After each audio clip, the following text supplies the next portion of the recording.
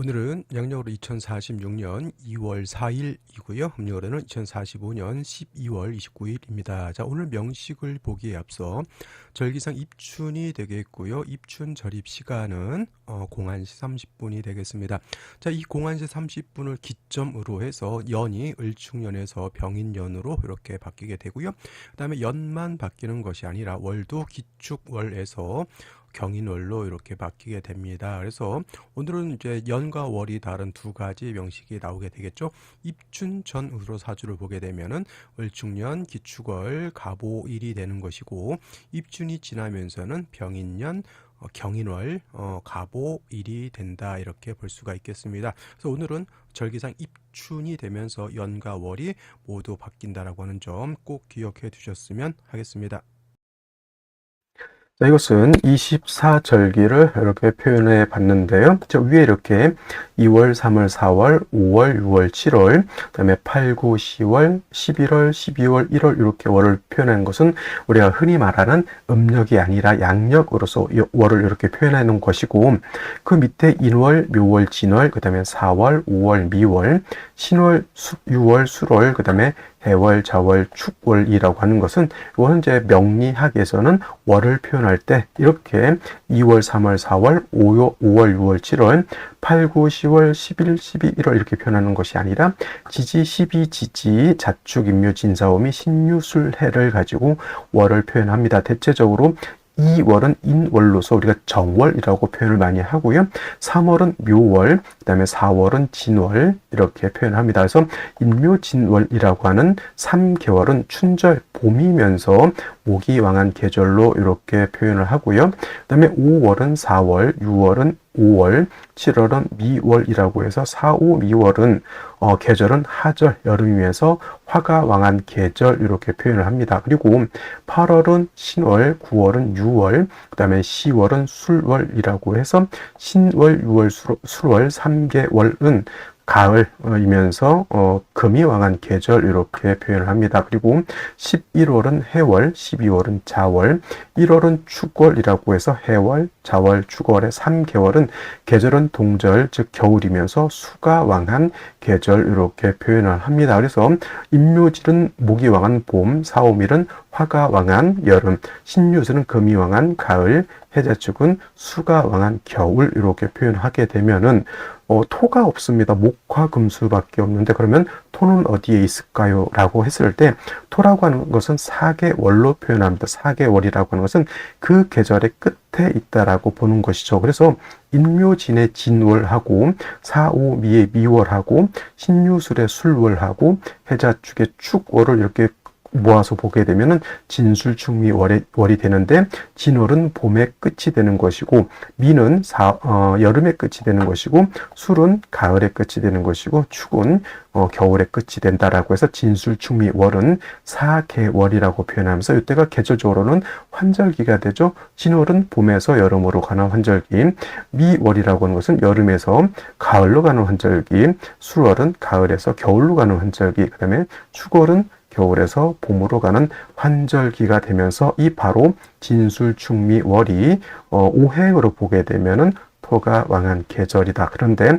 진월도 토가 왕한 계절, 미월도 토가 왕한 계절, 다음으로 술월도 토가 왕한 계절, 축월도 토가 왕한 계절이기도 하지만 그 토마다 특성이 조금 다르다라고 보죠. 진월은 임묘진 봄의 토로서 목의 기운을 가지고 있는 토가 되는 것이고, 미월의 미토는 뜨거운 열기를 가지고 있는, 마치 사하라 사막 같은 그런 뜨거운 열기를 가지고 있는 그런 토가 되는 것이고, 술월은 조금 기운은 하강하면서 매우 건조한 사풍이 부는 그러한 토가 되는 것이고, 축월은 겨울이잖아요. 그래서 축월은 우리가 쉽게 말하면 언 땅, 그죠? 동토와 같은 그런 토가 되는 것이다. 그래서 같은 토이긴 하지만 진월의 토, 미월의 토, 술월의 토, 축월의 토가 다르다라고 하는 점을 꼭 기억해 두시고요.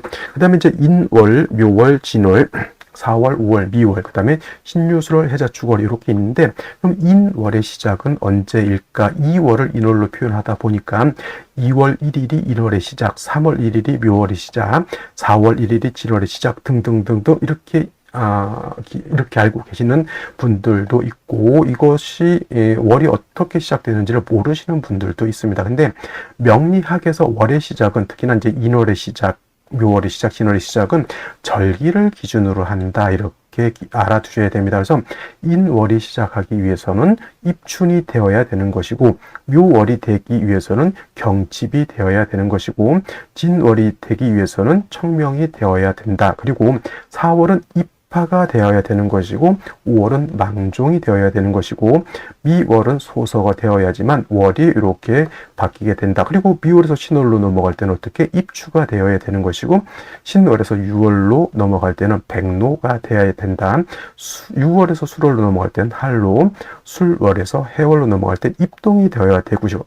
그 다음에 해월에서 자월로 넘어갈 때는 대설, 자월에서 추월로 넘어갈 때는 소환, 이렇게 되어야 된다. 그래서 기본적으로 인월은 입춘, 우수, 묘월은 경칩, 추분, 진월은 청명, 고구, 그 다음에 4월은 입하, 소만, 5월은 망종, 하지, 미월은 소서, 대서, 그 다음에 신월은 입추, 처서, 6월은 백로, 추분, 술월은 할로, 상강, 해월은 입동, 소설, 자월은 대설, 동지, 그리고 마지막 축월은 소환, 대안으로 이렇게 24절기가 되어 있는데, 월이 바뀌는 것은 뒤에 있는 것이 아니라 바로 먼저 들어오는 것이 그 월을 바뀌는 기준이 된다. 그래서 정리를 하면 인월은 입춘, 묘월은 경칩, 진월은 청명, 그 다음에 4월은 입하, 5월은 망종, 미월은 소서, 신월은 입추, 6월은 백로, 술월은 할로, 그 다음에 해월은 입동, 자월은 대설, 축월은 소환이 되어야지만 월이 각각 바뀌게 된다라고 하는 점을 꼭 기억해 두시고요. 뒤에 있는 것들도 나름대로 다 의미가 긴 하지만 뒤에 있는 것 중에서 우리가 알아두어야 될 것은 하지와 바로 동지라고 하는 것. 하지라고 하는 것은 낮이 가장 길고 밤이 가장 짧을 때가 하지가 되는 것이고요. 동지는 반대로 밤이 가장 길고 낮이 가장 짧죠. 그래서 하지는 양이 가장 극성한 때, 음이 가장 약할 때가 되는 것이고, 동지는 음이 가장 강할 때, 양이 가장 약할 때가 된다. 이렇게 기억을 해 두시면 되겠습니다. 그래서 동지가 음이 가장 짧을 때 동지가 지나면서 다시 양이 짧을 때 양이 다시 이렇게 점점 강해지는 것이고, 반대로 하지 때는 양이 가장 강하고 음이 가장 짧을 때 하지가 지나면서부터는 음이 커지면서 양은 점점 줄어든다, 이렇게 보면 되겠습니다. 그래서 동지 때 같은 경우 동지 팥죽을 해먹는 것이 이제 한 해의 일양이 희생하는 지점이 바로 이 동지가 되기 때문에 그렇고요. 하지는 양이 가장 강할 때 일음이 희생하는 지점이 바로 이 하지가 되겠습니다. 그래서 하지와 동지는 기억을 해 두시고, 그 다음에 각각 월마다 그 월이 바뀌는 절기를 꼭 기억해 두셔야지만 명리학에서 월이 바뀌는 기준을 헛갈리지 않게 우리가 볼 수 있다. 이렇게 정리를 해볼 수가 있겠습니다. 자, 오늘 입춘이라고 말씀을 드렸고요. 입춘 절입 시간 01시 30분이 되겠습니다. 자, 01시 30분이면 축시가 대략 01시 30분부터 시작을 하는 걸로 볼 수 있습니다. 물론 이제 동경 136도를 기점으로 서울로 해서 봤을 때는 32분이 될 수도 있고요. 아니면 부산 같은 경우에는 이 축시가 30분이 아니라 뭐 28분 또는 27분 이렇게 될 수도 있습니다만은, 일단 지역의 편차까지는 뭐 여기서 다 설명드리기는 그렇고, 일단 01시 30분에 축시가 들어온다라고 하고 생각하고, 그 다음에 입춘이 01시 30분에 들어와 있으니 입축시가 되는 시점을 기점으로 해서 연월이 바뀐다, 이렇게 보시면 되겠습니다. 그래서 을축시가 되게 되면 을축시가 되겠죠. 그래서 입춘 전이 되게 되면 을축년, 기축월, 갑오일, 을축시 되는 것이고, 또 요 이제 입춘이 되면서부터는 병인년, 연이 바뀌었습니다. 그 다음에 경인월, 월도 바뀌었고요. 갑오일, 을축시 이렇게 사주가 주어지게 됩니다. 자, 그러면 각각 사주를 한번 살펴보도록 하겠습니다. 자, 입춘 전으로 사주를 보게 되면은 간목 축월생이 되고요. 그다음에 입춘이 되면서부터는 간목이 인월에 태어난 사주 병식이 되겠습니다. 자, 축월이라고 하는 계절은 어떤 계절이었을까요? 동절이었습니다. 엄동설한이라고 말씀을 드렸고요. 굉장히 화가 있어서 조후함이 굉장히 필요한 시점이 바로 해월, 자월, 축월의 동절이 되겠고요. 인월 같은 경우에는 이제 계절이 동절에서 이제 춘절로 이렇게 바뀌었습니다. 춘절, 초춘이 되겠습니다. 초봄. 인월 같은 경우에는 오행으로는 목이 왕한 무광절이죠. 모광절. 대체적으로 인묘진월이 동방목이라고 해서 동방목이라고 해서 목이 왕한 계절이고요. 축월 같은 경우에는 해자 축월 같은 경우에는 일단은 북방수가 됩니다. 북방수. 그래서 이거는 수왕절로 이렇게 보게 되는데 실질적으로 수가 왕한 계절은 해월과 자월이고 이 축월 같은 경우에는 토가 왕한 토왕절이 된다라고 볼 수가 있겠습니다. 자, 간목의 축월에 태어나게 되면 격은 정제 격이 되는 것이고 축월은 토왕절이라고 했죠. 토가 왕하고 일간 간목은 약하니까 신약 제왕하는 사수 또는 제다 신약한 그런 국세가 될 것이고요. 제다 신약 또는 신약 제왕하다라고 하는 것은 약한 일간이 왕한 재성을 감당하기가 어렵기 때문에 반드시 인성 또는 비경급제의 조력이 있어야 되고요. 동절이라 춥기 때문에 반드시 화가 있어서 병화, 특히는 이제 병화가 있으면 더 좋겠죠.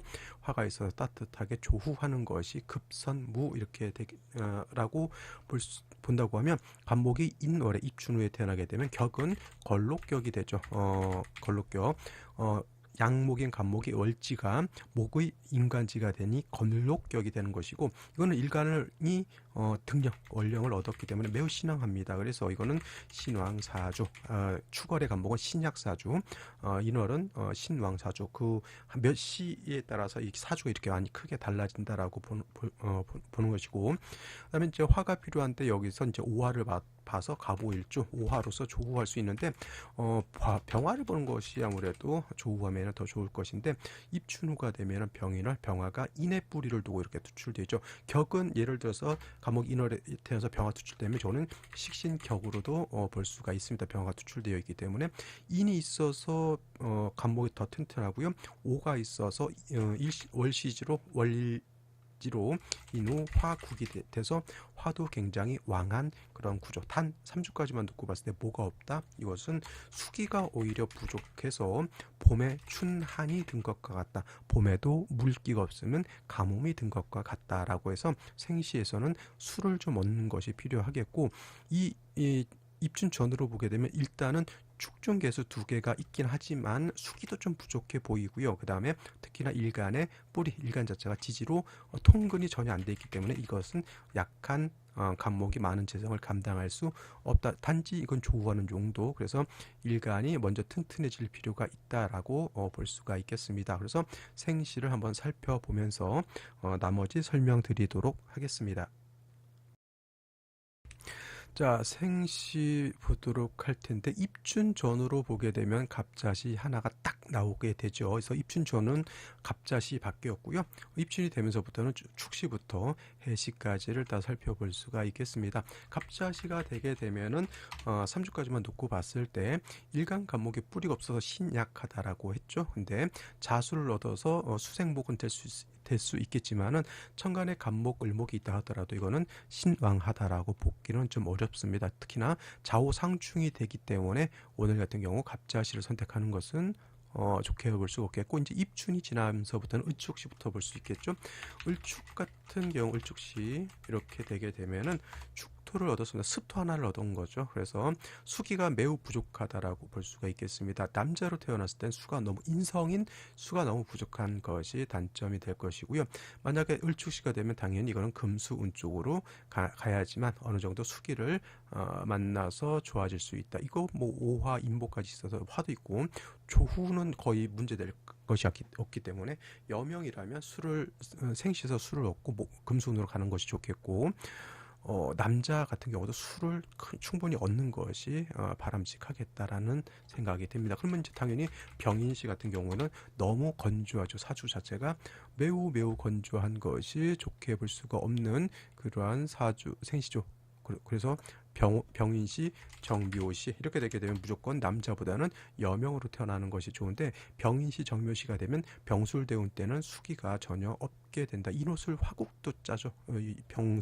병술대운 때는 인호술 화국 사주가 너무 건조해지기 때문에 이때 간목이 목분비회라고 합니다. 나무가 불에 타서 날아갈 수 있다라고 하는 것을 생각해 볼 필요가 있겠죠. 목분비회라고 이렇게 볼 수 있겠고, 정묘시 마찬가지고요. 그 다음에 무진시 같은 경우에는 아까처럼 축중 이게 개수가 있듯이 진중 개수 하나 정도 있는 걸로 봐서, 근데 이제 이것도 수기가 좀 많이 부족하다라고 보여지고요. 기사경호 신미시 이것도 수가 없어서 좋게 볼 수 없는 그런 생시가 되겠습니다.